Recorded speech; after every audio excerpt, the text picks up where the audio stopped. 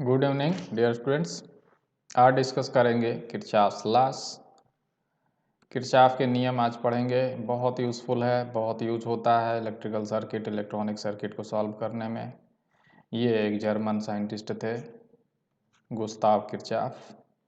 इन्हीं के नाम पे किरचॉफ लॉ बोला जाता है। इन्होंने ही नियम दिया था। इस नियम ने सर्किट को सॉल्व करना बेहद आसान बना दिया। बहुत आसानी से सर्किट को सॉल्व किए जाते हैं और बहुत से मेथड्स हैं सर्किट को सॉल्व करने के। Loop mesh analysis method, nodal analysis method, current source voltage source conversion method, सभी मेथड यूज़ करते हैं। लेकिन ये बहुत बेसिक रूल है किरचॉफ लॉ, ये सभी पे लगता है। कोई भी आप नियम से सॉल्व करेंगे सर्किट, अधिकांश नियम में आपको इनका सहारा लेना पड़ता है। So these are very very basic class. तो किरचॉफ ने दो नियम दिया था। एक को कहते हैं किरचॉफ्स करंट लॉ, जिसको शॉर्टकट में बोलते हैं KCL, और दूसरा होता है किरचॉफ्स वोल्टेज लॉ, जिसको शॉर्टकट में बोलते हैं KVL। दोनों लॉ बहुत यूज़फुल हैं। इनके बारे में समझेंगे कि क्या है Kirchhoff's current law. Kirchhoff's current law deals with current. Current के बारे में बात करता है, किसी जंक्शन पे या किसी नोड पर करंट के बारे में बात करता है किरचॉफ्स करंट लॉ। और ये कंजर्वेशन ऑफ चार्ज पे बेस्ड है। It is based on conservation of charge. आवेश संरक्षण के नियम पे आधारित है। इसका मतलब ये हुआ, आवेश संरक्षण का नियम ये है कि आवेश किसी जंक्शन पे या किसी नोड पे स्टोर नहीं होता है। यानी जितना आवेश उधर जाएगा उतना ही आवेश वहाँ से बाहर जाएगा, स्टोर नहीं होगा। जितना आवेश जाएगा जंक्शन की तरफ या नोड की तरफ, उतना ही आवेश वहाँ से निकलेगा बाहर की तरफ। इसीलिए इसको बोलते हैं आवेश संरक्षण का नियम। तो किरचॉफ्स करंट लॉ क्या है? What is the statement of Kirchhoff's current law? Kirchhoff के करंट लॉ का स्टेटमेंट क्या है? देखिए, the algebraic sum of all the currents at any node point or a junction of a circuit is zero. अर्थात किसी संधि पर या किसी नोड पर सभी धाराओं का बीजगणितीय योग शून्य होता है। ये है किरचॉफ का करंट लॉ। किरचॉफ का करंट का नियम यही है। अर्थात सभी धाराओं का बीजगणितीय योग जो है वो शून्य होता है, ये किसी भी नोड पर या किसी भी जंक्शन पर। तो किरचॉफ करंट लॉ कहाँ लगता है? किरचॉफ के करंट का नियम लगता है नोड पर भी लगता है, और किरचॉफ के करंट का नियम लगता है जंक्शन पर भी, दोनों पर लगता है। तो धाराओं का बीजगणितीय योग कैसे निकालते हैं? धाराओं का बीजगणितीय योग निकालने के लिए धाराओं की दिशा का सहारा लिया जाता है। धाराओं की दिशा, the direction of current is taken into account. जोड़ते समय उनकी दिशा लेते हैं। तो दिशा लेने का तरीका ये है कि आप जो करंट जा रही हैं जंक्शन की तरफ, सपोज ये जंक्शन है, दिस इज अ जंक्शन, ये कोई जंक्शन है J, ये जंक्शन J है। इस पे बहुत सी करंट्स हैं जो मीट कर रही हैं, मिल रही हैं, और बहुत सी करंट्स हैं जो जा रही हैं बाहर। तो इनमें डायरेक्शन कैसे लेते हैं? सभी करंट जो जंक्शन की तरफ जाती हैं उनकी डायरेक्शन को पॉजिटिव लिया जाता है। जैसे ये पॉजिटिव, ये पॉजिटिव, ये positive, because these currents are going toward the junction. जो करंट जंक्शन की तरफ जाती हैं उनको धनात्मक लेते हैं, और जो करंट जंक्शन से दूर जाती हैं, जैसे कि ये करंट जा रही हैं, उनको ऋणात्मक लेते हैं। तो इस तरह से आप किरचॉफ के करंट लॉ लगाते समय धाराओं का डायरेक्शन लेंगे। तो इस समय यहाँ पे लगाएंगे तो क्या होगा? यहाँ पे लगाएंगे तो I1 को पॉजिटिव लेंगे, प्लस I2 को पॉजिटिव लेंगे, ये positive I1, I2 positive, and then I6 को भी पॉजिटिव लेंगे, क्योंकि ये सभी करंट जा रही हैं जंक्शन की तरफ। और किसको निगेटिव लेंगे? I3 को निगेटिव लेंगे, -I3, और I4 को निगेटिव लेंगे, -I4, क्योंकि बाहर की तरफ जा रही है, -I5, ये भी बाहर की तरफ जा रही है, इक्वल टू 0। इसको सॉल्व कर लेंगे तो ये हो जाएगा I1 plus I2 plus I6 equal to I3 plus I4 plus I5। ये कोई कह सकता है कि हम ये कन्वेंशन फॉलो नहीं करेंगे, जो करंट जा रही हैं जंक्शन की तरफ उनको निगेटिव लेंगे, और जो करंट जंक्शन से दूर जा रही हैं उनको पॉजिटिव लेंगे। तो कोई फ़र्क नहीं पड़ता, आप ये भी करके देख लेंगे, सेम रिजल्ट आएगा। तो इस तरह लगाएंगे तो क्या होगा? -I1, I2 क्या हो जाएगी? -I2, I6 क्या हो जाएगी? -I6, I3 क्या हो जाएगी plus, I4 plus, I5 plus, solve करेंगे रिलेशन यही आएगा, रिलेशन यही आएगा. So it is not important which convention you are following, what is important is you have to take the direction opposite. जो बाहर जा रही हैं उनकी डायरेक्शन आपको, जो अंदर जा रही हैं जंक्शन की तरफ जा रही हैं उनके अपोजिट लेना है. तो ये आप कोई भी कन्वेंशन फॉलो कर सकते हैं. शर्त केवल ये है कि करंट जो बाहर जा रही हैं उनकी दिशा को आप, जो करंट अंदर जा रही जंक्शन की तरफ उनसे अलग लेना है. ये कोई भी कन्वेंशन फॉलो करेंगे आपको रिजल्ट सेम मिलेगा, you get same result. So convention is not important, लेकिन ज़्यादातर कन्वेंशन यही फॉलो करते हैं कि जो करंट जंक्शन की तरफ जाती हैं धनात्मक, और जो करंट जंक्शन से दूर जाती हैं उनको हम ऋणात्मक लेते हैं, वी टेक देम नेगेटिव. ये तो किरचॉफ के करंट का यही नियम है. किरचॉफ करंट लॉ को डिफाइन करने का दूसरा ये भी तरीका है. All the currents which are going towards the junction their summation and all the currents which are going away from the junction their summation is zero. मतलब जंक्शन की तरफ जाने वाली सभी धाराओं का बीजगणितीय सभी धाराओं का योग तथा जंक्शन से दूर जाने वाली सभी धाराओं का योग हमेशा बराबर होता है. तो ये आवेश संरक्षण के नियम पे है. तो जंक्शन की तरफ जाने वाली धाराएं, जैसे मान लीजिए ये करंट्स हैं, ये नाम दे दीजिए I1, I2, I3, I4, I5, I6, I7, I8, I9, ये इस तरह से. तो यहाँ पे जंक्शन की तरफ जाने वाली जो करंट्स हैं उनका सम जो होगा वो जंक्शन से दूर जाने वाली करंट के बराबर होगा. जंक्शन की तरफ जाने वाली करंट्स कौन कौन सी हैं? I3 plus, I5 plus, I6 plus, I8 plus, I9, ये जंक्शन की तरफ जा रही हैं. इनका सम किसके बराबर होगा? इनका सम बराबर होगा जो जंक्शन से दूर जा रही हैं करंट, जैसे I1 plus, I2 plus, I4 plus, I7. ये हो गया. ये है किरचॉफ के करंट लॉ को इस तरह से भी परिभाषित कर सकते हैं. मतलब all the currents going towards the junction their sum and all the currents going away from the junction their sum must be exactly equal. तभी आवेश संरक्षण का नियम लागू होगा, क्योंकि जितना आवेश जंक्शन की तरफ जा रहे हैं उतना ही आवेश जंक्शन से दूर जाएंगे. यहाँ कोई स्टोर नहीं होगा, चार्ज स्टोर नहीं होगा, नो स्टोरेज ऑफ चार्ज. यहाँ चार्ज स्टोर नहीं होगा, चार्ज जो भी आएगा वो चला जाएगा. इसीलिए इसको बोलते हैं आवेश संरक्षण का नियम. जितना आवेश आया उतना आवेश गया.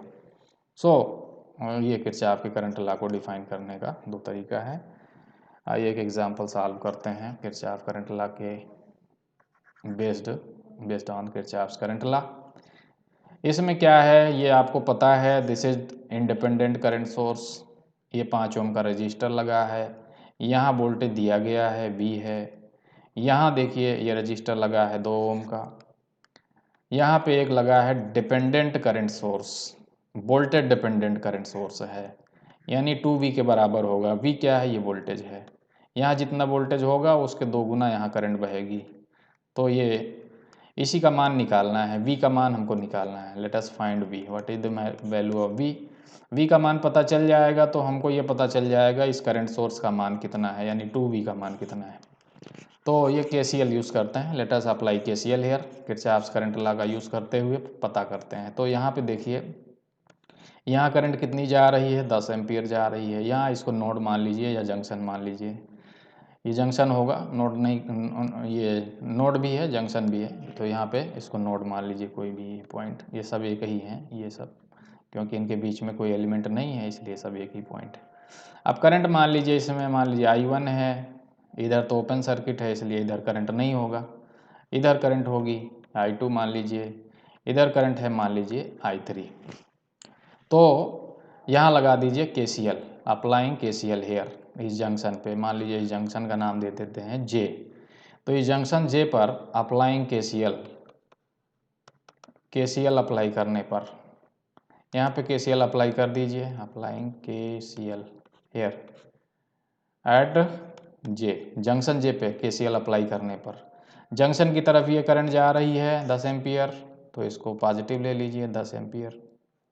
जंक्शन से दूर जा रही है I1 माइनस ले लीजिए।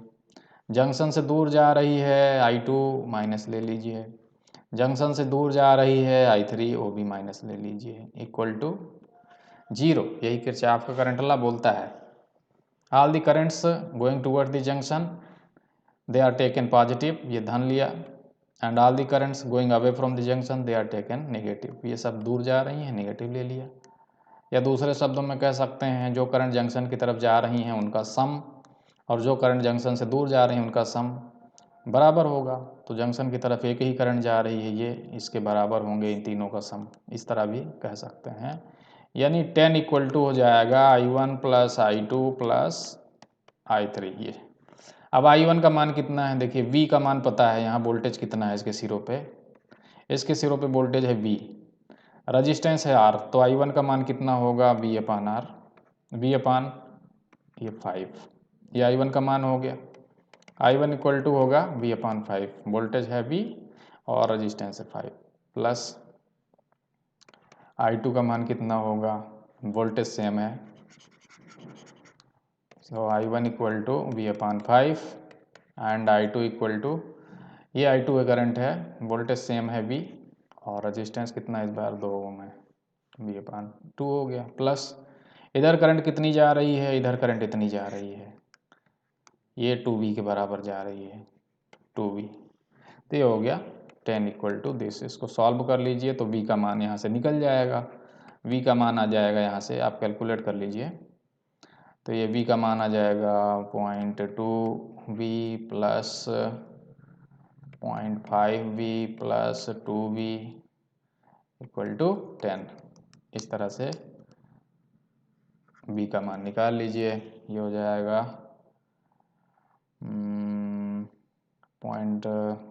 2.7 V equal to 10, so V equal to calculate कर लीजिए 3.7 ऐसे कुछ आएगा। तो ये V का मान निकल गया, V का मान पर पता चल गया तो हम करंट सोर्स का मान निकाल सकते हैं, 3.7 इंटू 2, तो ये हो जाएगा 7.4 एम्पियर। तो ये करंट सोर्स का मान भी मालूम चल गया हमको।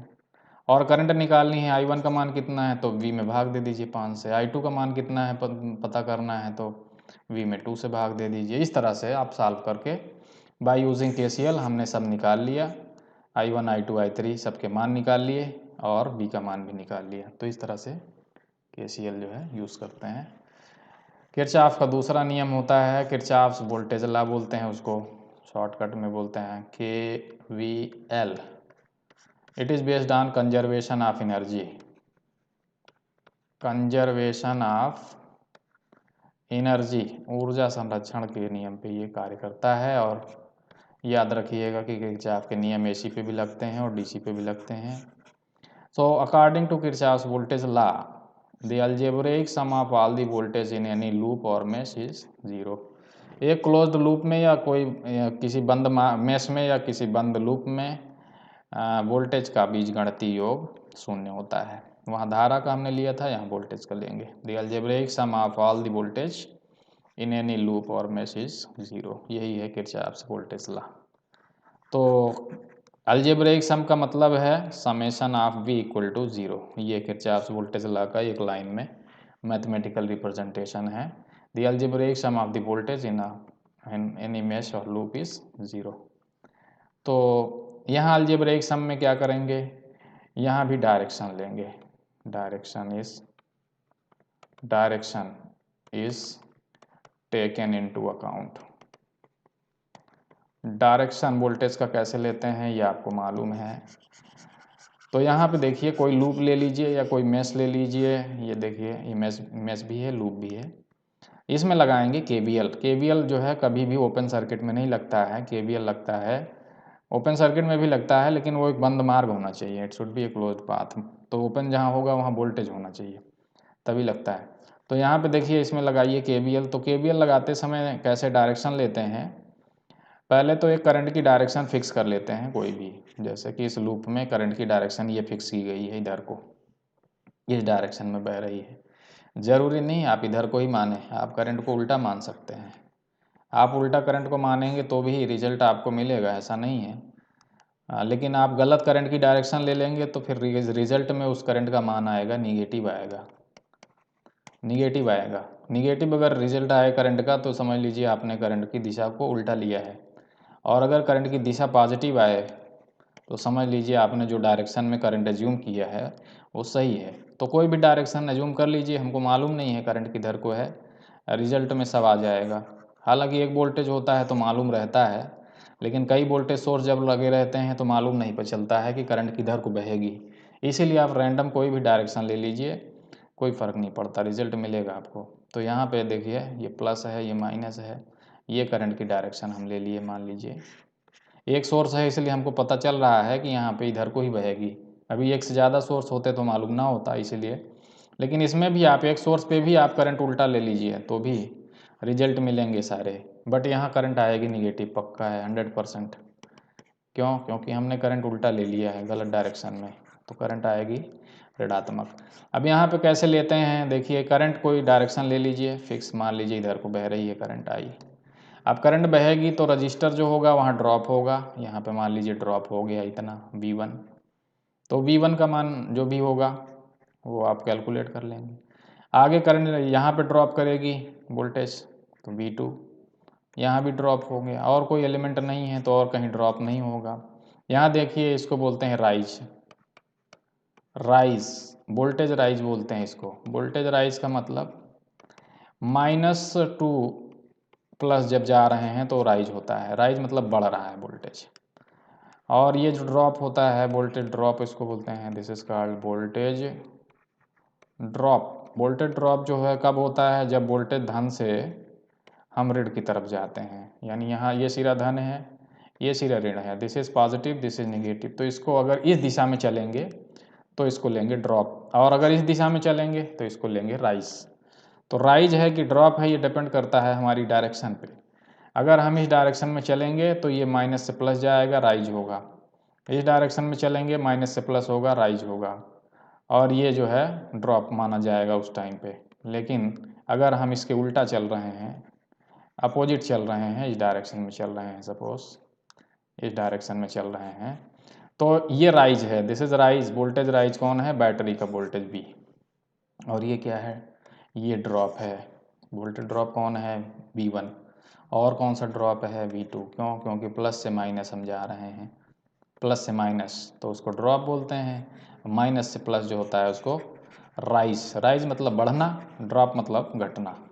तो डिपेंड करता है आप बढ़ने की तरफ जा रहे हैं कि घटने की तरफ जा रहे हैं। अब इसमें से कन्वेंशन फॉलो करते हैं कि वोल्टेज राइज जो है उसको पॉजिटिव लें, वोल्टेज ड्रॉप को पॉजिटिव लें, किसको पॉजिटिव लें, लेकिन एक को तो पॉजिटिव लेना पड़ेगा, दोनों को पॉजिटिव नहीं ले सकते हैं।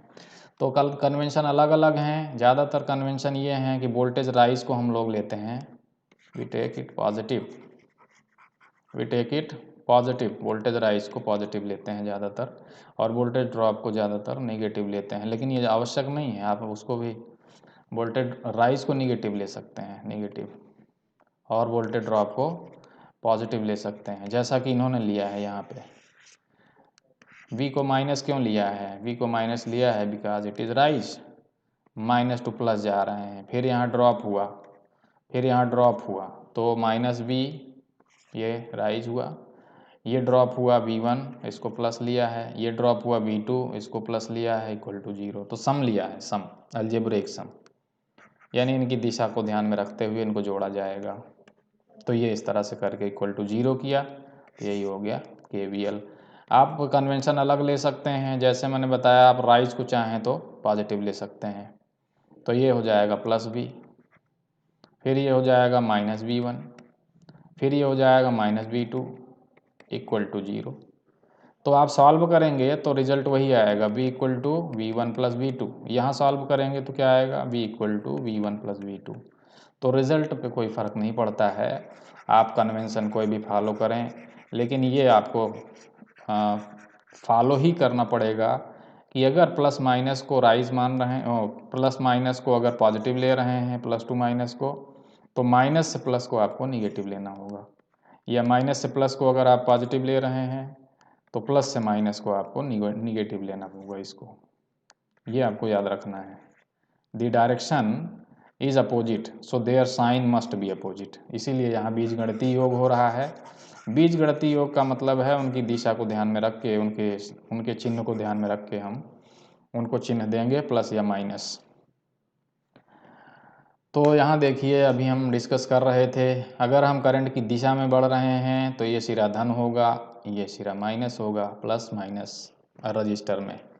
तो यहाँ ड्रॉप होगा, दिस इज कॉल्ड ड्रॉप। तो ड्रॉप को यहाँ आप देखिए निगेटिव लिया गया है माइनस। यहाँ पे देखिए उल्टा चल रहे हैं, करंट की दिशा ये है, करंट इधर बह रही है तो ये सिरा जो है, या करंट उल्टा बह रही है और हम चल इस दिशा में रहे हैं, यानी हम करंट के विपरीत दिशा में चल रहे हैं। तो ये सिरा अगर प्लस है, ये सिरा माइनस है, तो इधर को आप चलेंगे तो राइज होगा। या करंट उल्टा बह रही है, इधर को बह रही है करंट और आप इधर को चल रहे हैं, तो प्लस यहाँ होगा माइनस यहाँ होगा, तो आप माइनस से प्लस जा रहे हैं तो आप राइज पे जाएंगे, वोल्टेज राइज होगा।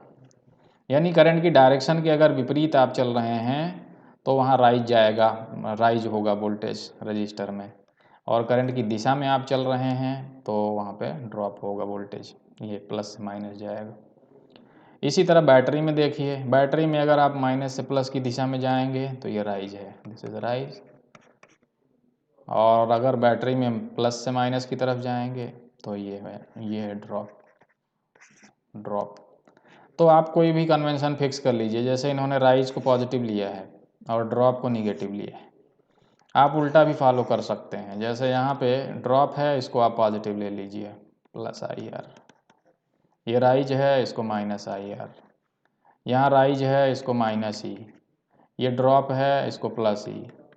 कुछ भी आप कन्वेंशन दोनों में से फॉलो कर लीजिए, लेकिन एक बार जो आप फॉलो करेंगे स्टार्ट में, उसको आप पूरे फॉलो करेंगे थ्रू आउट। अगर आपने गलत कन्वेंशन फॉलो किया तो फिर रिज़ल्ट सही नहीं मिलेंगे। तो कंक्लूज़न ये है कि आप अगर ड्रॉप को लेते हैं पॉजिटिव तो आपको राइज को लेना होगा निगेटिव, और अगर आप ड्रॉप को लेते हैं निगेटिव तो आपको राइज को लेना होगा पॉजिटिव। ये आपको ध्यान रखना है, you have to take this thing into your consideration while applying KVL. आइए लगाते हैं केवीएल इस लूप में। इस लूप में केवीएल लगाते हैं, देखिए इधर मान पहले एक लूप की एक करंट मानना पड़ता है, उसकी एक दिशा। मान लीजिए इधर को बह रही है करंट आई, ये यहाँ दिया भी गया है, आई करंट बह रही है। अब लगाइए इसमें केवीएल, आई करंट बहेगी तो यहाँ ड्रॉप होगा, कितना ड्रॉप होगा, आई इंटू आर वन। यहाँ ड्रॉप होगा, कितना ड्रॉप होगा, आई इंटू आर टू ड्रॉप होगा, ये प्लस से माइनस। अब इसमें चलिए हम चलेंगे क्लॉकवाइज डायरेक्शन में। कहाँ से चलेंगे, जहाँ से चलेंगे वहीं से हम फिर दोबारा आएंगे वापस।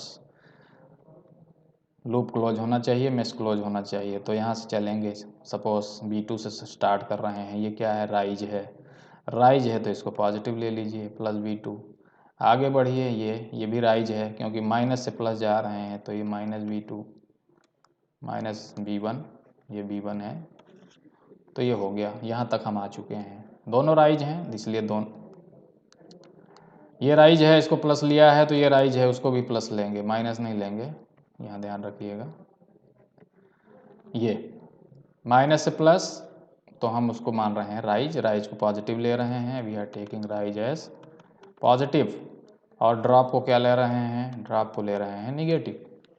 ठीक, तो यहाँ भी राइज है, पॉजिटिव लिया, यहाँ भी राइज है माइनस से प्लस, ये भी पॉजिटिव लिया। आगे बढ़िए, यहाँ कुछ नहीं है, नो एलिमेंट। इसके बाद ये ड्रॉप है, फॉल, वोल्टेज ड्रॉप हो रहा है, कितना, ये ड्रॉप हो रहा है आई R1 रजिस्टेंस है, उसमें करंट है आई, तो इसको माइनस में ले रहे हैं, आई इंटू R1, ये हो गया। यहाँ आगे हम माइनस क्यों लिया, क्योंकि ये ड्रॉप है, माइनस से प्लस से माइनस जा रहा है, कम हो रहा है वोल्टेज, यहाँ पे इस दिशा में वोल्टेज घट रहा है। इसके बाद आगे बढ़िए, कोई एलिमेंट नहीं है, कोई एलिमेंट नहीं है, कोई होता तो उसको भी लेते, नहीं है इसलिए नहीं लेंगे। यहाँ आइए, यहाँ भी ड्रॉप होगा, कितना ड्रॉप होगा, आई इंटू R2, ये, और प्लस से माइनस होगा, ऊपर प्लस नीचे माइनस, तो इसीलिए माइनस में लिया है। क्योंकि हम ड्रॉप को निगेटिव ले रहे हैं और राइज को पॉजिटिव। इसके आगे बढ़िए, आगे बढ़िए, कुछ नहीं है, नथिंग, बस हो गया।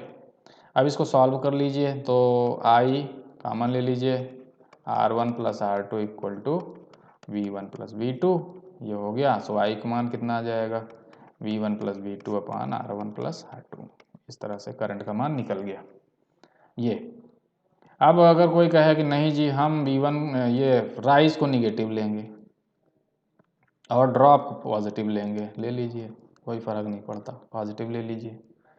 तो फिर क्या फ़र्क आएगा इसमें, फ़र्क ये आएगा कि आपको V2 को फिर माइनस लेना पड़ेगा क्योंकि ये राइज है। फिर आगे बढ़ेंगे, V1 भी राइज है, उसको भी माइनस लेना पड़ेगा, ये भी। फिर आगे बढ़ेंगे, ये ड्रॉप है, आपने कहा मैं ड्रॉप को पॉजिटिव लूँगा, तो पॉजिटिव ले लीजिए। ये ड्रॉप है, ये भी पॉजिटिव ले लीजिए, हो गया। सॉल्व करिए, फिर से सॉल्व करिए, फिर से वही रिजल्ट आएगा, यू गेट सेम रिजल्ट।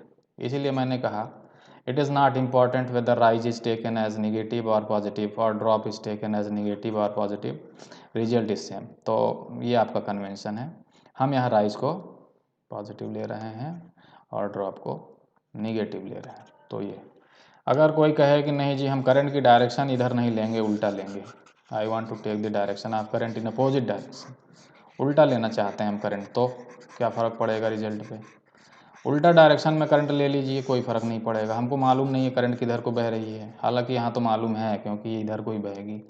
लेकिन मान लीजिए किसी ने कहा कि नहीं मैं उल्टा चलूँगा इस दिशा में, आई वांट दिस, हम उल्टा चलेंगे इधर को। चलो जी देखते हैं फिर क्या होता है। Let us apply KVL again. मान लेते हैं उल्टा करंट बह रही है, हमको पता नहीं है सपोज़ कि करंट किधर को है, अब ये पता चल जाएगा। चलिए इधर कहीं से शुरू कर दीजिए, कहीं से भी आप शुरू कर दीजिए KVL लगाते समय, बट लौट के आना है वहीं पे घूम के। यहाँ से चलिए स्टार्ट करते हैं, यहाँ से चलते हैं। ड्रॉप को निगेटिव लिया है तो माइनस V1, ये ड्रॉप है क्योंकि प्लस से माइनस जा रहे हैं। फिर आगे बढ़िए, यहाँ आइए, प्लस से माइनस तो ये भी ड्रॉप है, तो ये भी माइनस V2। यहाँ तक आ गए, इधर कुछ नहीं, इधर कुछ नहीं, इधर कुछ नहीं, इधर कुछ नहीं। ये करंट अगर इधर को माना है तो ये प्लस माइनस ऊपर नहीं होगा, फिर करंट की दिशा अगर इधर माना है तो प्लस माइनस ऐसा होगा, ये ऐसे।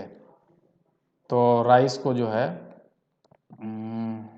राइस, ये क्या है, राइज नहीं है, ड्रॉप है क्योंकि प्लस से माइनस करंट जा रही है।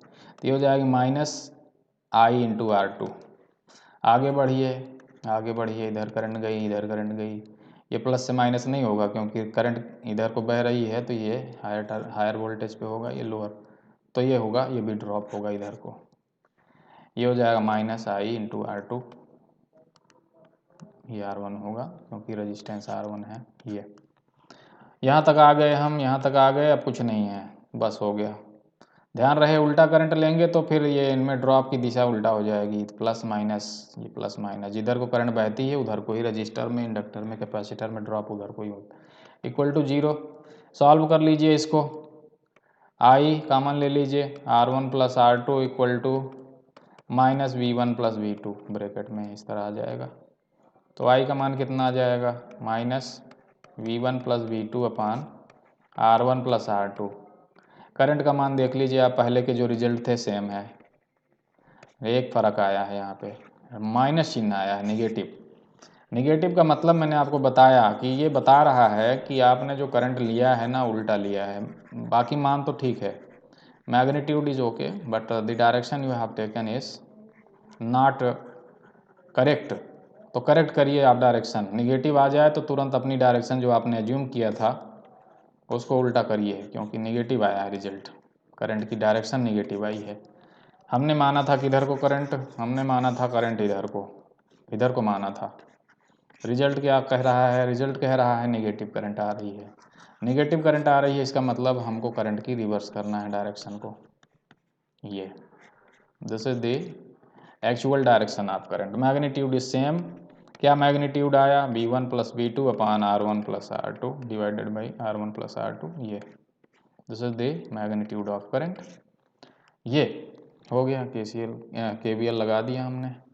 अब आप इस पे चाहें लगा के देख लीजिए, कोई भी डायरेक्शन में करंट मान लीजिए, उल्टा सीधा कुछ भी, चलिए हम मान लेते हैं कोई भी डायरेक्शन में करंट इधर को मान लेते हैं, सपोज आई, यहाँ से चलते हैं, सपोज यहाँ से स्टार्ट करते हैं।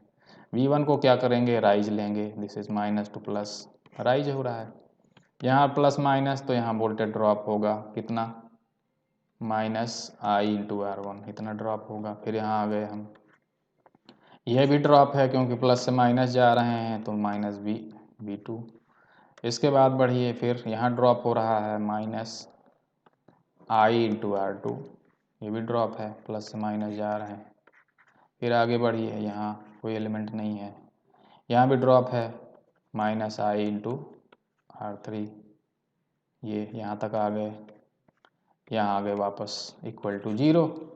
अब इसको सॉल्व कर लीजिए, तो सॉल्व क्या हो जाएगा, V1 minus V2 equal to I common ले लीजिए, R1 plus R2 plus R3। सो आई का मान कितना आ जाएगा, V1 माइनस V2 अपान R1 plus R2 plus R3, ये आई का मान आ जाएगा। This is the value of I, निकल गया। आप चाहे उल्टा करंट लेके देख लीजिए, रिवर्स डायरेक्शन में करंट ले लीजिए, रिवर्स डायरेक्शन में करंट लेंगे तो क्या होगा, आप सॉल्व करके देख लीजिए, रिजल्ट आपको सेम मिलेगा। करंट की डायरेक्शन रिवर्स लेने पे हो सकता है रिजल्ट माइनस में आ सकता है, अगर माइनस में आता है तो समझ लीजिए कि करंट की डायरेक्शन आपने गलत लिया है। मैग्नीट्यूड तो सेम आएगा, मान सेम आएगा, मान वही आएगा, आई कितना आएगा, V1 माइनस V2 अपान R1 plus R2 plus R3, ये आएगा। बट डायरेक्शन उल्टा आ सकती है, अब ये डिपेंड करेगा V1 ज़्यादा है कि V2 ज़्यादा है, उस पर भी डिपेंड करेगा। तो ये इस तरह से किरचॉफ्स वोल्टेज लॉ आप लगा सकते हैं किसी भी सर्किट में।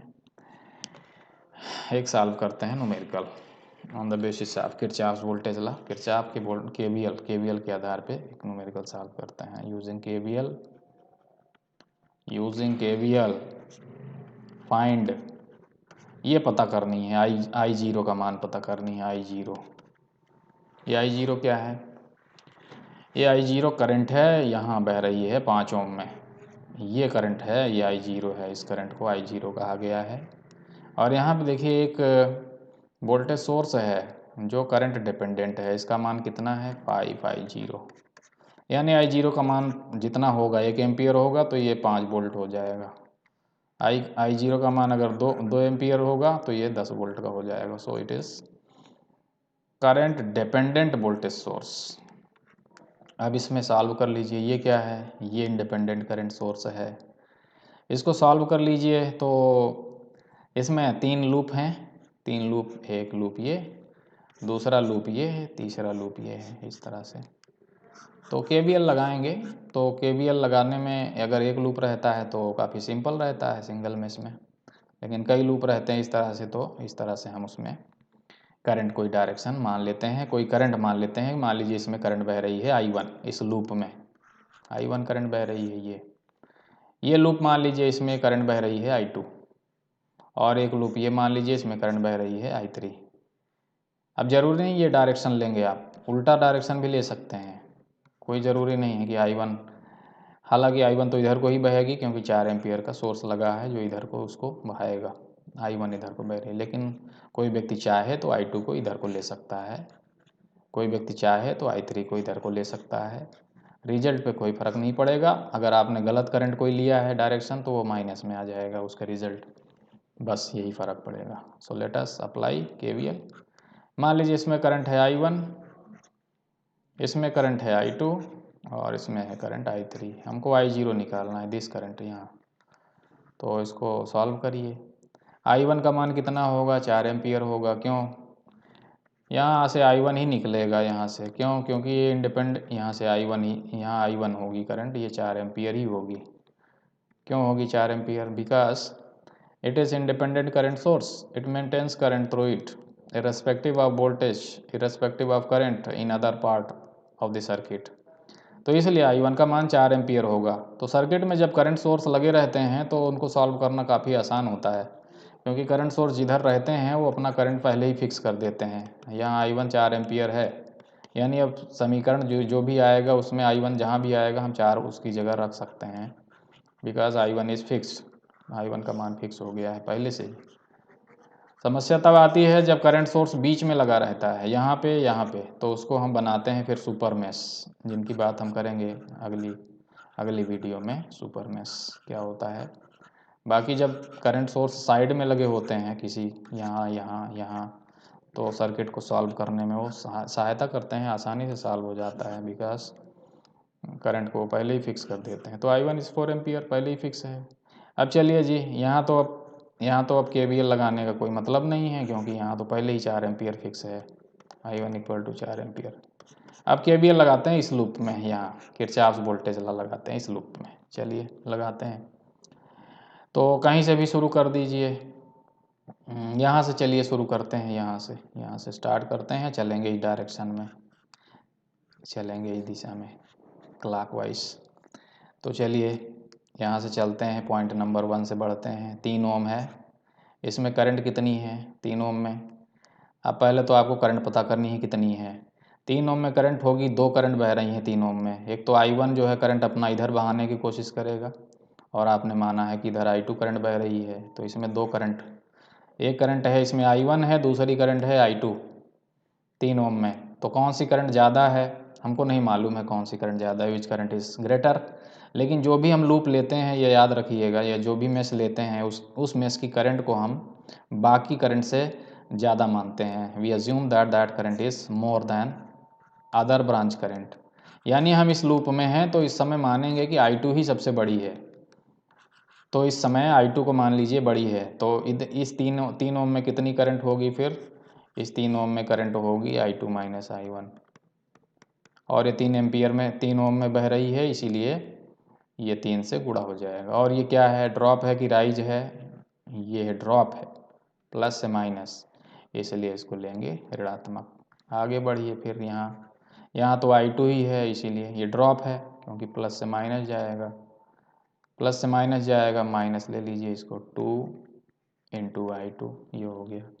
आगे बढ़िए, यहाँ पे कुछ नहीं है, यहाँ पे बढ़िए कुछ नहीं है, यहाँ पे बढ़िए, ये देखिए यहाँ पे कितना ड्रॉप है, यहाँ पे है 550, लेकिन यहाँ पे माइनस से प्लस जा रहा है, तो ये राइज है, तो इसको पॉजिटिव ले लीजिए, 550, ये भी हो गया। इसके आगे बढ़िए, यहाँ आ गए हम। अब यहाँ 2 करंट बह रही है इसमें 1 ओम में, एक तो I2 बह रही है जो आपने एज्यूम किया है इस लूप में, दूसरी ये I3 बह रही है इसमें इस लूप में, इसीलिए इसमें 2 करंट हैं, एक I2 है और दूसरी I3 है। तो इसमें एक्चुअल करंट कितनी है, हमने बताया जिस लूप को हम कंसीडर कर रहे हैं उसकी करंट को बाकी से ज़्यादा मानेंगे। तो इसमें कौन सी करंट है, I2 भी है I3 भी है, तो I2 को बड़ी मानेंगे और I3 को कम मानेंगे। तो इसमें करंट होगी एक्चुअल में कितनी, इसमें करंट होगी I2 माइनस I3 होगी करंट, और उसकी दिशा क्या होगी, उसकी दिशा वही होगी जो I2 की दिशा होगी, ये। तो इधर ड्रॉप होगा, फिर यहाँ प्लस होगा, यहाँ माइनस होगा, तो इसको भी हम माइनस में लेंगे, फिर इसको भी माइनस में ले लीजिए, माइनस कितना ओम है, 1 ओम है, 1, दिस इज 1। और इसमें करंट कितनी है, I2 माइनस I3। बस यहाँ तक आ गए हम, अब कुछ नहीं है, इक्वल टू 0। इसको सॉल्व कर लीजिए, यही मिलेगा। इन्होंने उल्टा कन्वेंशन माना है, हम अभी थोड़ी देर पहले बता रहे थे, इन्होंने ड्रॉप को पॉजिटिव लिया है और राइज को निगेटिव लिया है। तो यहाँ हमने ड्रॉप को निगेटिव लिया है, राइज को पॉजिटिव लिया है, तो निगेटिव वाले को पॉजिटिव कर दीजिए और पॉजिटिव वाले को निगेटिव कर दीजिए।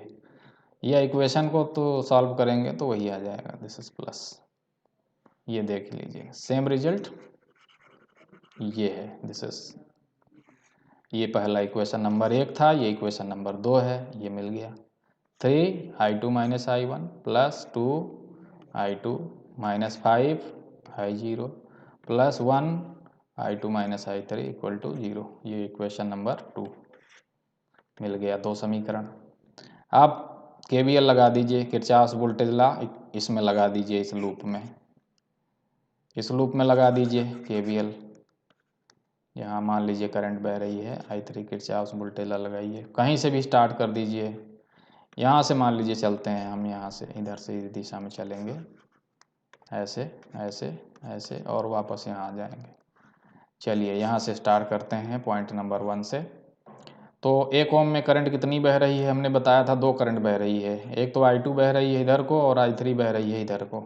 लेकिन इस बार किसको ज़्यादा मानेंगे, इस बार उसको मानेंगे जिस लूप में हम चल रहे हैं। किस लूप में चल रहे हैं, इस लूप में। इसमें करंट कौन सी है, I3 है, इसलिए इस बार I3 को ज़्यादा मानेंगे। I3 is more then I2।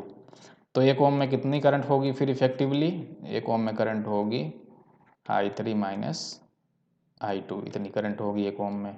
इसमें मल्टीप्लाई कर दीजिए 1 से, और ये क्या है, ये ड्रॉप है। तो ड्रॉप को आप पॉजिटिव लीजिए या निगेटिव लीजिए, जो भी आपकी मर्जी। आप चलो पॉजिटिव ले लेते हैं इस बार, क्योंकि इन्होंने कन्वेंशन माना है। राइज को इन्होंने नेगेटिव लिया है और ड्रॉप को लिया है पॉजिटिव। ये कोई फ़र्क नहीं पड़ता, मैं बताया, अभी मैंने लिया था उल्टा। चलो फिर से उल्टा लेके मैं दिखाता हूँ आपको। ये ड्रॉप है, ड्रॉप को हम माइनस ले रहे हैं, चलो माइनस हो गया, यहाँ तक आ गए। यहाँ अब आइए, ये भी ड्रॉप है, ये भी माइनस ले लीजिए, 550। यहाँ आ जाइए, ये 550, इसमें बह रही है करंट। इसके बाद देखिए यहाँ आ गए हम यहाँ पे, तो यहाँ पे तो केवल I3 ही बह रही है, ये भी ड्रॉप है, -4I3। ये भी ड्रॉप है क्योंकि प्लस से माइनस जा रहा है। इसके आगे जाइए, no element, no element, no element, यहाँ जाइए, यहाँ पे भी ड्रॉप है, यहाँ पे ड्रॉप है। यहाँ करंट कितनी है, यहाँ पे करंट है 2, एक I1 इधर को बह रही है, दूसरा I3 इधर को बह रही है। तो हमने बताया था कि ज़्यादा किसको मानेंगे, जिस लूप में हम ट्रेवल कर रहे हैं, तो I3 को ज़्यादा मानेंगे। तो इस 5 ओम में कितनी करंट बह रही है फिर, इस 5 ओम में बह रही है I3 माइनस I1, यही है I0 के बराबर, यही होगी I0। तो चलिए I3 माइनस I1 ले लीजिए, I3 माइनस I1, और 5 ओम में ड्रॉप हो रहा है ये, इसको भी माइनस ले लीजिए क्योंकि ड्रॉप है, प्लस से माइनस। यहाँ हम वापस आ गए, बस ख़त्म हो गया, KVL लग चुका है यहाँ पे। अब इसको सॉल्व कर लीजिए, इसको भी इक्वल टू 0 कर दीजिए। तो देखिए इसको हमने क्या किया, यही मिला कि नहीं मिला। हाँ, इन्होंने रिवर्स साइन लिया है। रिवर्स साइन का मतलब है कि इसको भी प्लस कर दीजिए, इसको भी प्लस कर दीजिए, इसको भी प्लस कर दीजिए, इसको भी प्लस कर दीजिए, तो वही मिलेगा 5I3 माइनस I1, ये plus 1I3 minus I2 plus 550 plus 4I3 equal to 0, ये। और अभी हमने थोड़ी देर पहले बताया कि ये जो I0 है किसके बराबर होगा, इसमें 2 करंट बह रही हैं, एक I1 बह रही है, दूसरा I3 बह रही है। तो I0 का मान जो है, I0 कितना होगा, या तो I1 माइनस I3 होगा अथवा I3 माइनस I1 होगा, जो बड़ा होगा उसके बराबर होगा। तो कैलकुलेट करेंगे तो अगर चिन्ह जो भी आएगा, अगर I1 को ज़्यादा हम मानेंगे तो I3 को कम मानेंगे, तो अगर रिवर्स साइन आएगा तो फिर समझ लीजिए उल्टा करंट है। इस तरह से आप इसको सॉल्व कर लीजिए। आपके पास समीकरण हैं, कितने समीकरण हैं, पहला समीकरण ये है I1 equal to 4, equation number 1। दूसरा समीकरण ये है, तीसरा समीकरण ये है, दिस इज इक्वेशन नंबर 3। चौथा समीकरण ये है I1 minus I3 equal to I0। इस तरह से दिस इज इक्वेशन नंबर 4। इन सभी को सॉल्व कर लेंगे तो आपको करंट I1 का भी मान पता चल जाएगा, I2 का मान भी पता चल जाएगा। I1 का मान तो पता ही है यहाँ से, I2 भी पता चल जाएगी, I1 इज़ नॉन 4, I2 का मान निकल जाएगा यहाँ से इक्वेशन से, I3 का मान निकल जाएगा इक्वेशन से। इस तरह से I0 का मान भी निकल जाएगा, I1 माइनस I3 करके। इस तरह से अगर I0 का मान निकल गया तो आप ये निकाल सकते हैं कि ये जो करंट डिपेंडेंट वोल्टेज सोर्स है इसका मान कितना होगा। जैसे कि ये आया है 52/17, तो इसका मान कितना आ जाएगा, 5 इंटू 52/17। इस तरह से आप निकाल सकते हैं कि इसका मैग्नीट्यूड कितना होगा वोल्टेज सोर्स का। इस प्रकार से KVL लगा करके आप निकाल सकते हैं किसी ब्रांच की करंट को, या किसी ब्रांच में किसी एलिमेंट के क्रॉस वोल्टेज को। सो करंट डायरेक्शन जो भी होगा, या वोल्टेज डायरेक्शन जो भी होगा, या कन्वेंशन जो भी होगा, एक बार आप जो भी फॉलो कर लेंगे उसको पूरे टाइम पे फॉलो करना है।